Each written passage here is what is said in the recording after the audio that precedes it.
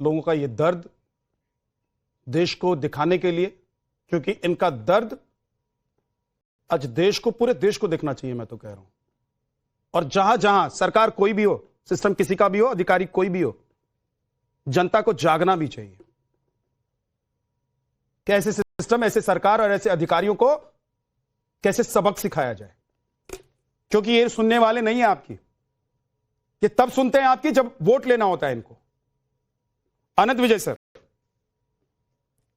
कौन दोषी बनता है? बहुत ही दुखद घटना है। और जिस प्रकार से किसको सर एक सेकंड, मेरा सवाल नहीं हुआ जी सर। किसको आज नैतिकता का पाठ कौन पढ़ा रहा है और कौन सिर्फ बयानबाजी करके निकल जा रहा है? किसको इस्तीफा देना चाहिए और किसको सिर्फ यह कह के निकल जाना चाहिए कि हम रिपोर्ट मंगवा रहे हैं, एक्शन लेंगे? नैतिक जिम्मेदारी किसकी है सर? विद्यानाथ जी, आज के युग में राजनेताओं से नैतिकता की बात करना बेमानी है। जो अभी नैतिकता का प्रश्न उठा रहे हैं उनके दामन स्वयं दागदार रहे। मैं उस बहस में नहीं जाना चाहता।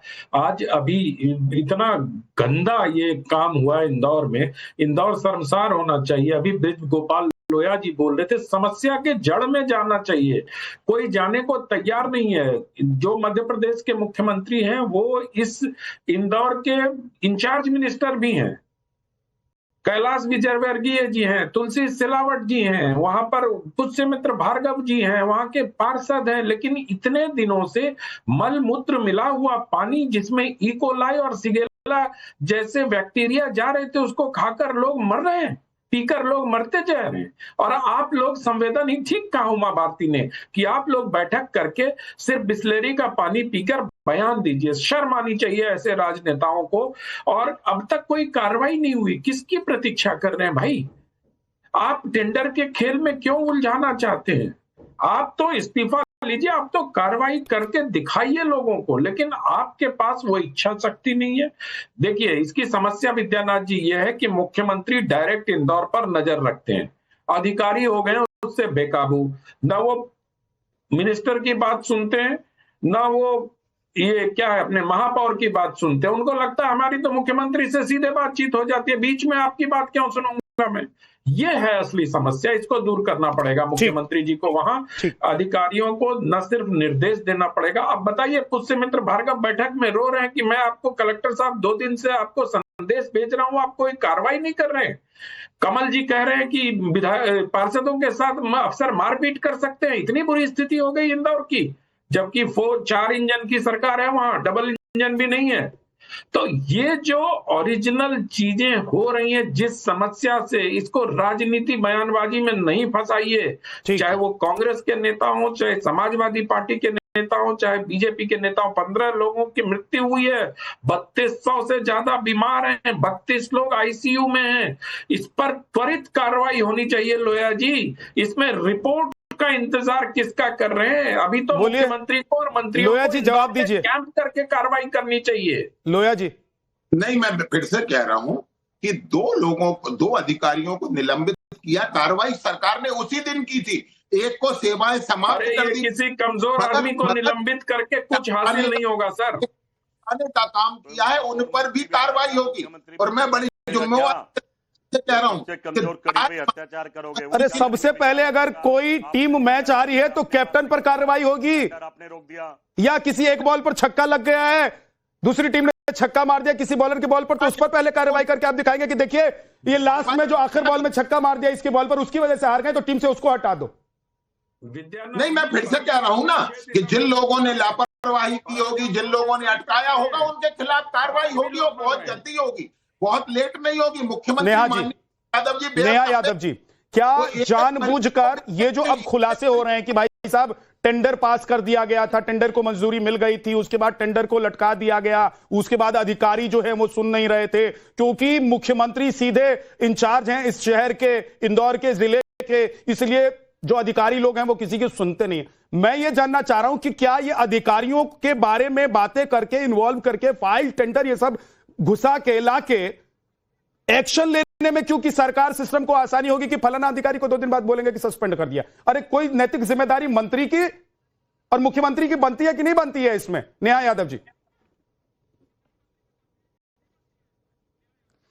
देखिए विद्यानाथ जी, मैंने सबकी बात गौर से सुनी है, मैं अपनी बात एक एक करके रखना चाहती हूँ। देखिए ये पूरी तरह से हत्या है, ये लोग मरे नहीं हैं, ये सिस्टम के द्वारा मारे गए लोग हैं। जिस तरह से लगातार लोग वहां 2 साल से शिकायत कर रहे थे कि गंदा पानी आ रहा है, सीवेज का पानी नर्मदा की पाइपलाइन से मिक्स हो गया है, उसके बावजूद भी कोई एक्शन नहीं लिया, शासन ने कोई एक्शन नहीं लिया, प्रशासन ने कोई एक्शन नहीं लिया। ये दोनों की गलती है। दोनों लोग इस तरह से एक दूसरे पे आरोप थोप रहे हैं। ये भारतीय जनता पार्टी के लोग जो आपदा में अवसर खोजने का काम करते हैं, यहाँ बैठकर के भी अवसर खोज रहे हैं, ये बहुत शर्म की बात है। दूसरी बात, यादव जी सुनिए सर प्लीज, मेरी बात पूरी हो जाने दीजिए। ब्रजगोपाल लोहिया जी प्लीज इंटरप्ट मत कीजिए सर। मैं इस बात के लिए तारीफ करूंगा आपकी कि आप पैनल में बैठने की हिम्मत कर पाए, लेकिन आज आपको सुनना पड़ेगा। और सुनिए, बोलिए नेहा यादव। विद्यानाथ जी, सरकार ने, केंद्र की सरकार ने लगभग 3.5 लाख करोड़ जल जीवन मिशन पे खर्च किया है। और आप ये पूछिए इनसे कि क्या ये जल जीवन मिशन मल सप्लाई मिशन बन गया है? आज मैं सिर्फ मध्य प्रदेश की बात ही कर रही हूँ, और मध्य प्रदेश में भी सिर्फ इंदौर की बात कर रही हूँ कि जो 15 लोग मरे हैं, इनकी मौत की जिम्मेदारी इन्होंने ली है कि नहीं ली है? इन्हें शर्म आ रही है कि नहीं आ रही है? ये हमसे तो लड़ रहे हैं, इनसे बोलिए, जनता के बीच जाकर के जवाब दें। जनता ने आपको चुना है, जनता आपसे जवाब मांग रही है।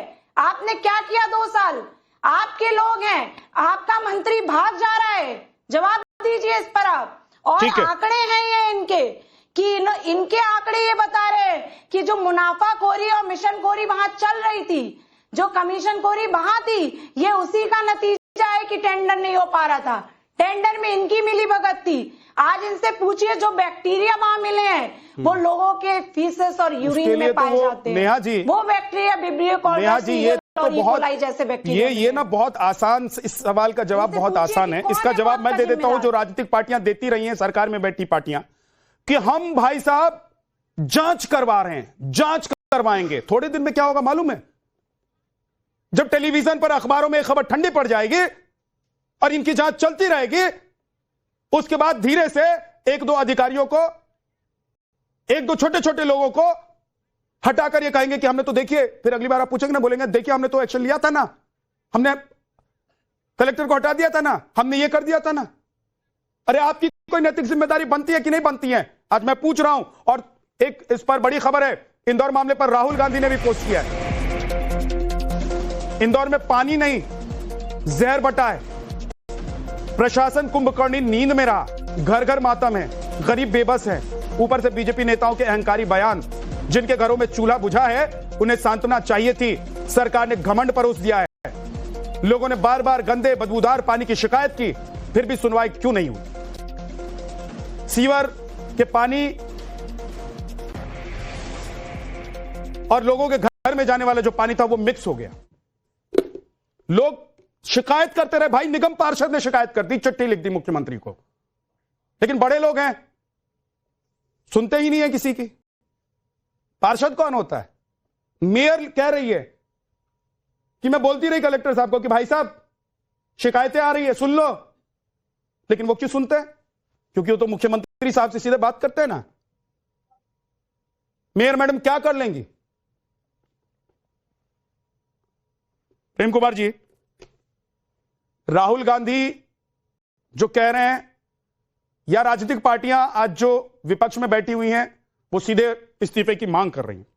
लेकिन मैं सच में जानना चाहता हूं कि इस पूरी लापरवाही के लिए ऊपर से लेकर नीचे तक अभी तक किस किस पर एक्शन हो जाना चाहिए था, किस किस मंत्री और किस किस को नैतिक तौर पर इस्तीफा दे देना चाहिए था? विद्यानाथ जी, जो लोग ये मान रहे हैं कि टेंडर ही कारण है, तो टेंडर कौन पास करता है? तो जिम्मेदार फिर सीधे वही हुआ, अगर टेंडर ही कारण है। तो हम ये देखें कि 15 अक्टूबर को, आज इंडियन एक्सप्रेस में भी खबर पूरी आई है, 15 अक्टूबर को पहला केस आया था। नवंबर में भी दर्ज किया गया, मिड नवंबर में, और दिसंबर में भी 18 दिसंबर से लगातार शिकायतें आई। तो 15 अक्टूबर से दिसंबर तक तो लगातार रिटर्न में केस है। भागीरथपुरा में एक मंदिर है, मंदिर के पास कुआं है, कुआं में भी यही सीवेज का पानी और वही शिकायत गई थी और वही सीवेज का पानी मंदिर में भी चढ़ाया जा रहा था। यह भी फैक्ट है, सामने आया। तो इन सब के बीच में चलिए मान लिया कि टेंडर में देरी हो रही थी, तो टेंडर में देरी हो रही थी तो ये सप्लाई को रोक करके फौरन कहीं दूसरे जगह से पानी सप्लाई का सिस्टम, ट्रक टैंकर से पानी देना, ये सब चीजें भी तो नहीं हुई। इसका मतलब है कि बीमारी को आपने समझा ही नहीं। और आज हजारों लोग भर्ती हैं अस्पताल में। अगर हम इसको इस तरह से थोड़ा सा मैं और करेक्ट कर देता हूं प्रेम कुमार जी, आप कह रहे हैं कि बीमारी को इन्होंने नहीं समझा, मैं तो कह रहा हूं कि इन्होंने कहा कि बीमार होते हैं तो होने दो, मरते हैं तो मरने दो, हमारे घर से क्या जा रहा है, हमारा कौन जा रहा है। ये लोग तो वोट देने के लिए हैं और वोट के बाद इनको जैसे मन करेगा हम चलाएंगे, हम पानी पिलाएंगे। जहरीला पानी पीने को मजबूर हैं तो जहरीला पानी पीने दो, जाने दो इनके घर तक जहरीला पानी। विद्यानाथ जी, ये तो ऐसे भी कह सकते हैं कि अरे इतने लोगों ने पानी पिया, मरे तो 13 ही लोग हैं, बीमार तो कुछ लोग ही हुए हैं, इन्हीं में इनके इम्यून सिस्टम में खराबी है, ये मरने के लिए पैदा हुए, ये तो कुछ भी कह सकते हैं।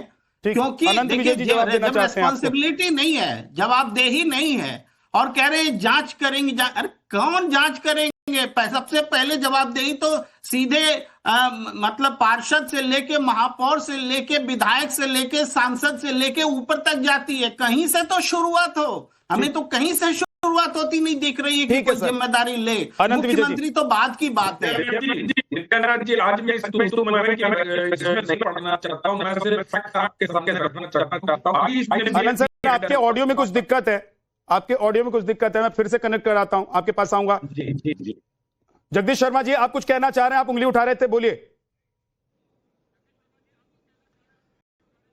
देखिए विद्यानाथ झा जी, सही मायने में सरकार लिपापोती करेगी, जाने वाले को लोग चले गए और भी जाएंगे, सरकार को कोई फर्क पड़ता है। जब इनके मंत्री इस तरह की अभद्र भाषा बोल रहे हैं कि फर्क नहीं पड़ता इनको, तो इनसे आप इस्तीफे की उम्मीद कैसे कर रही है? नहीं देंगे इस्तीफा, एक आधे अफसर पर और गाज डाल देंगे और फर्क भी नहीं पड़ेगा। 4-5 दिन बाद खबर दब जाएगी।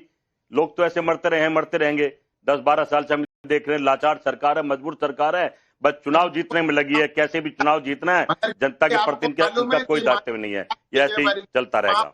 एक घर तक गए, प्रत्येक घर तक, प्रत्येक व्यक्ति तक गए। एक बात और कहता हूँ, 48,112। भाई क्यों जाना पड़ा? पहले अगर अच्छा काम करा होता हो घर, अरे भाई घर तो मजबूरी में जा रहे हैं, वो अपनी पुष्टि बचाने के लिए जा रहे हैं। पहले चले जाते, पहले काम करते तो शायद ये नौबत ना आती, आफत ना आती।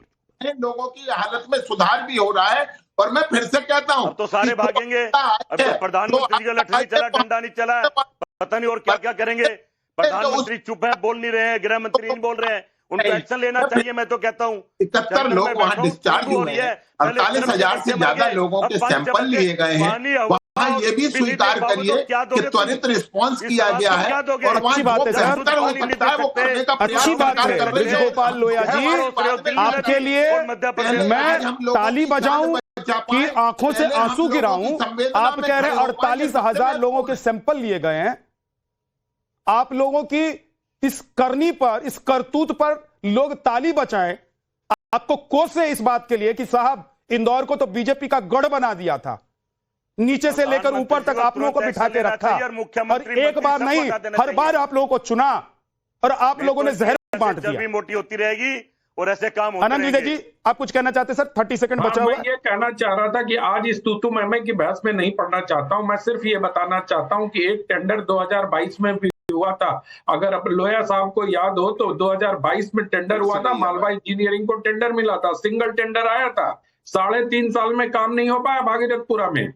उसका क्या, उसकी जिम्मेदारी किसकी? अब आवाज नहीं जाएगी लोया जी को मेरी, क्योंकि ये फैक्ट आज लगातार आज के नई दुनिया में देख लीजिए, आपको ये सारे फैक्ट मिल जाएंगे।